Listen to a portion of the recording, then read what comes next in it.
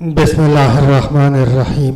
सईदा आयशा सिद्दीक़ा रज़ी अल्लाह अन्हा से रिवायत है कि कुरैश ने उस औरत के बारे में मशवरा किया जिसने ग़ज़वा फ़तह मक्का में नबी करीम सल्लल्लाहु अलैहि वसल्लम के ज़माना में चोरी की थी। उन्होंने कहा, रसूलुल्लाह सल्लल्लाहु अलैहि वसल्लम से इस बारे में कौन गुफ्तगू करेगा? उन्होंने कहा, महबूब रसूलुल्लाह सल्लल्लाहु अलैहि वसल्लम हज़रत उसामा बिन ज़ैद के अलावा इस बात पर कोई जुर्रत न करेगा। तो उन्हें रसूलुल्लाह सल्लल्लाहु अलैहि वसल्लम की खिदमत में भेजा गया।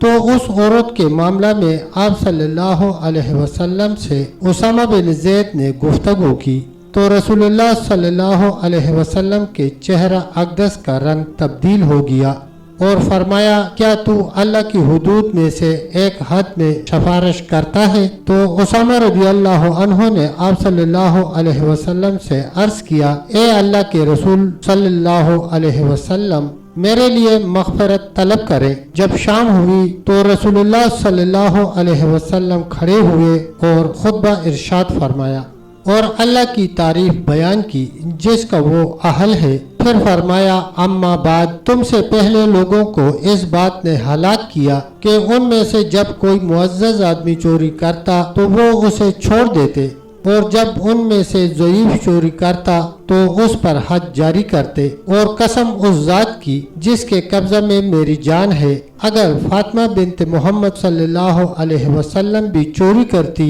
तो उसका भी हाथ काट देता। फिर आप सल्लल्लाहु अलैहि वसल्लम ने हुक्म दिया उस औरत के बारे में जिसने चोरी की थी तो उसका हाथ काट दिया गया। आयशा रज़ी अल्लाह अन्हा फरमाती हैं कि उसकी तौबा बहुत उम्दा थी और उसके बाद उसकी शादी हुई और वो उसके बाद मेरे पास थी और मैं उसकी ज़रूरत रसूलुल्लाह सल्लल्लाहु अलैहि वसल्लम तक पहुंचाती थी। तब तक दोस्तों इतना ही, मिलते हैं इंशाल्लाह एक नई वीडियो के साथ। तब तक के लिए अल्लाह हाफिज़, अल्लाह निगहबान।